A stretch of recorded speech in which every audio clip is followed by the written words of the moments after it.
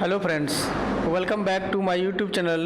मेरे YouTube channel Target Vision में आप लोगों का बहुत बहुत स्वागत है। आज मैं फिर से आप लोगों के लिए एक नई वीडियो लेके आया हूँ, तो पूरी बात समझें, एक एक करके समझें। ये क्लास 10 का साइंस का चैप्टर 1 है। यदि आप इस चैनल को सब्सक्राइब नहीं किए हैं तो चैनल को सब्सक्राइब कर लें, और वीडियो पसंद हो तो लाइक करें, शेयर करें और कमेंट करें। तो ये साइंस का है, ये साइंस का चैप्टर 1 है। अभिक्रिया है, कुछ रिएक्शन है जो बहुत इम्पोर्टेंट है, परीक्षा में बार बार पूछा जाता है। तो एक एक करके देखें, समझें। और तो शुरू करते हैं। ये लिखा हुआ है, फर्स्ट में है। फर्स्ट में क्या हुआ है? संयोजन। क्या लिखा है? संयोजन अभिक्रिया लिखा है। फर्स्ट में क्या लिखा हुआ है? संयोजन अभिक्रिया। तो संयोजन अभिक्रिया क्या है? तो कहता है जब दो या दो से अधिक पदार्थ, कहता है जब दो या दो से अधिक पदार्थ, चाहे वो तत्व हो या यौगिक, संयोग करके, संयोग का मतलब होता है जोड़ के बनाना, संयोग का मतलब होता है जोड़ करके बनाना, संयोग करके एकल उत्पाद यानी एक पदार्थ का निर्माण करते हैं, एकल उत्पाद का निर्माण करते हैं। ऐसी अभिक्रिया को क्या कहते हैं? संयोजन अभिक्रिया। कहने का अर्थ है कि जब दो या दो से अधिक तत्व हो या यौगिक हो और वो मिलकर जुड़कर आपस में जोड़कर एकल पदार्थ यानी एक पदार्थ का निर्माण करते हैं, तो उसको क्या कहते हैं? संयोजन अभिक्रिया कहते हैं। जैसे देखें, ये है कार्बन और ये है ऑक्सीजन, ये आपस में क्या कर लिया? जोड़ लिया। जोड़ के क्या बनाया? Carbon dioxide. तो इस प्रकार के रिएक्शन को क्या कहेंगे? संयोजन अभिक्रिया कहेंगे। तो समझ में आ गया होगा संयोजन अभिक्रिया क्या है। जब दो या दो से अधिक, चाहे वो तत्व हो या यौगिक हो, वो आपस में जुड़कर एक नए पदार्थ का निर्माण करते हैं, तो उसे क्या कहते हैं? संयोजन अभिक्रिया कहते हैं। नेक्स्ट क्या है? नेक्स्ट है वियोजन। नेक्स्ट क्या है? वियोजन है। तो समझें वियोजन क्या होता है। वियोजन या इसका दूसरा नाम है अपघटन। वियोजन अभिक्रिया या दूसरा नाम इसका है अपघटन। तो समझें वियोजन और अपघटन क्या है।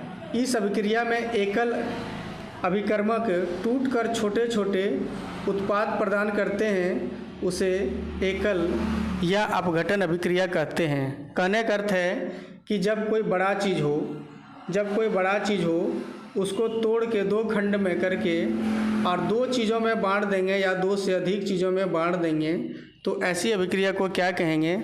अपघटन या वियोजन अभिक्रिया कहेंगे। जैसे FeSO4 लिखा हुआ है, FeSO4, तो यहाँ एरो चिन्ह होगा। FeSO4 है तो क्या बना? Fe2O3 प्लस SO2 और प्लस SO3। तो कहने का अर्थ है कि जब एक बड़े पदार्थ दो या दो से अधिक छोटे पदार्थों में टूट कर या अपघटित होकर बनते हैं या निर्माण करते हैं, तो उसे क्या कहते हैं? उसे वियोजन या अपघटन अभिक्रिया कहते हैं। नेक्स्ट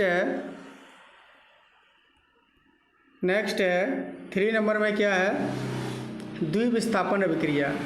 क्या है? द्विविस्थापन अभिक्रिया। तो द्विविस्थापन अभिक्रिया किसको कहेंगे? समझें। लिखा है वे अभिक्रियाएं जिनमें अभिकर्मों के बीच आयनों का आदान प्रदान होता है, उन्हें द्विविस्थापन अभिक्रिया कहते हैं। मतलब जिसमें आयनों का आदान प्रदान होता है तो उसे द्विविस्थापन अभिक्रिया कहते हैं। तो आयनों का आदान प्रदान क्या होगा? जैसे देखें Na2SO4 है और BaCl2 है, तो क्या हुआ? Na2 क्या कर लिया अपना क्लोरीन के साथ, और Ba क्या कर लिया? CaSO4 के साथ अभिक्रिया कर लिया, मतलब आपस में आदान प्रदान कर लिए। तो जिसमें आपस में आदान प्रदान आयनों का हो, उसे हम लोग क्या कहते हैं? द्विविस्थापन अभिक्रिया कहते हैं। क्या कहते हैं? द्विविस्थापन अभिक्रिया कहते हैं। तो इस प्रकार परीक्षा में पूछा जाता है, ऑब्जेक्टिव हो सब्जेक्टिव हो, किसी प्रकार से पूछा जाता है, तो आपको समझ में आ गया हो तो कि द्विविस्थापन अभिक्रिया क्या हो, जिसमें आयनों का आदान प्रदान हो, उसे द्विविस्थापन अभिक्रिया कहते हैं। नेक्स्ट है नेक्स्ट अब 4 नंबर में क्या लिखा है, 4 नंबर में है विस्थापन अभिक्रिया। विस्थापन अभिक्रिया किसको कहेंगे? तो लिखा है इस अभिक्रिया में लोहे बोले तो आयरन ने दूसरे तत्व कॉपर को कॉपर सल्फेट से विलयन करके विस्थापित कर दिया या हटा दिया, उसी को कहेंगे, क्या कहेंगे, विस्थापन अभिक्रिया। जैसे क्या हुआ, ये लोहा लिए और ये कॉपर सल्फेट लिए, तो लोहा क्या कर लिया, सल्फेट के साथ अपना क्या कर लिया, विस्थापित कर लिया, और कॉपर को क्या कर लिया, हटा दिया। तो इस प्रकार को क्या कहेंगे, विस्थापन अभिक्रिया कहेंगे। इस प्रकार के अभिक्रिया को क्या कहेंगे, विस्थापन अभिक्रिया कहेंगे।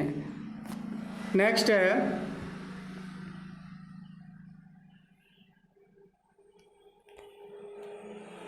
है उपचयन और अपचयन, जो कि बहुत ही इम्पोर्टेंट है, परीक्षा में पूछता है, बार बार पूछा जाता है ऑब्जेक्टिव सब्जेक्टिव में। क्या है कि उपचयन एवं अपचयन, ये उपचयन और अपचयन को पूछा जाता है कि जब किसी पदार्थ में ऑक्सीजन की वृद्धि होती है। बहुत सिंपल है, अच्छे से समझें, बहुत ही सिंपल है, अच्छे से समझें, और एक बार सुनने के बाद दोबारा फिर पढ़ने की ज़रूरत नहीं, इसलिए अच्छे से समझें। तो कहता है जब किसी पदार्थ में ऑक्सीजन की वृद्धि होती है, क्या होती है, ऑक्सीजन की वृद्धि होती है, तब क्या कहते हैं, तब उसे क्या कहते हैं, उपचयन हुआ। तब उसमें क्या हुआ, उपचयन हुआ, और उसे उपचयन कहते हैं। जब किसी पदार्थ में ऑक्सीजन की वृद्धि होती है तब क्या होता है, उपचयन हुआ है, यानी उसे उपचयन कहते हैं। जैसे लिखा हुआ है, क्या लिखा है, CuO, बीच में एरो का चिन्ह है, Cu क्या कर लिया, O के साथ अभिक्रिया करके CuO बना लिया, यानी कॉपर ऑक्साइड बना लिया। तो क्या हो गया, यहाँ ऑक्सीजन की वृद्धि हुई, जहाँ ऑक्सीजन की वृद्धि हुई उसे हम लोग कहते हैं, क्या कहते हैं, उसे उपचयन अभिक्रिया कहते हैं। नेक्स्ट है अपचयन। अपचयन समझें, जब अभिक्रिया में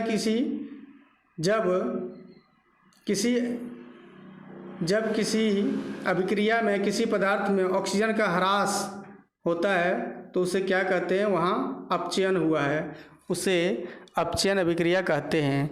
जब किसी पदार्थ या रिएक्शन में क्या होता है, ऑक्सीजन का ह्रास होती है, क्या होती है, ऑक्सीजन का ह्रास होती है, तो उसे क्या कहते हैं, अपचयन हुआ है, तो उसे कहते हैं अपचयन रासायनिक अभिक्रिया कहते हैं। जैसे क्या है, इसके पास ऑक्सीजन पहले से है और यहाँ देखें क्या हो गया है, ऑक्सीजन का ह्रास हो गया है।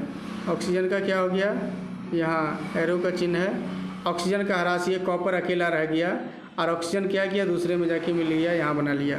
तो यानी कि जब किसी रिएक्शन या पदार्थ में ऑक्सीजन की ह्रास होती है तो उसे उपचयन कहते हैं।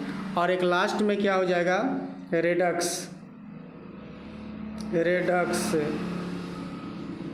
ये बहुत इम्पोर्टेंट भी है, रेडक्स अभिक्रिया। रेडक्स अभिक्रिया लिख लें,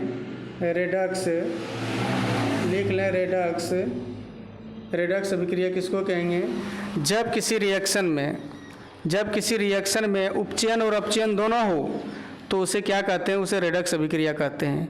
जब किसी भी रिएक्शन में उपचयन और अपचयन, यानी ऑक्सीजन की वृद्धि भी हो रही है और ऑक्सीजन की कमी भी हो रही है, तो उस स्थिति में क्या कहेंगे कि वहाँ उपचयन और अपचयन दोनों हो रहा है, तो उसे हम लोग कहते हैं रेडक्स अभिक्रिया। कैसी अभिक्रिया, रेडक्स अभिक्रिया।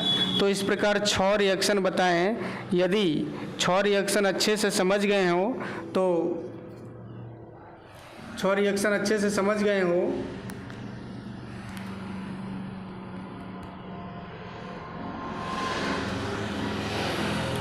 तो इस प्रकार 6 रिएक्शन जो है पूरी तरह से याद रखें, जो कि परीक्षा की दृष्टि से बहुत ही महत्वपूर्ण है। वीडियो पसंद हुआ हो तो लाइक कर दें। जय हिंद दोस्तों।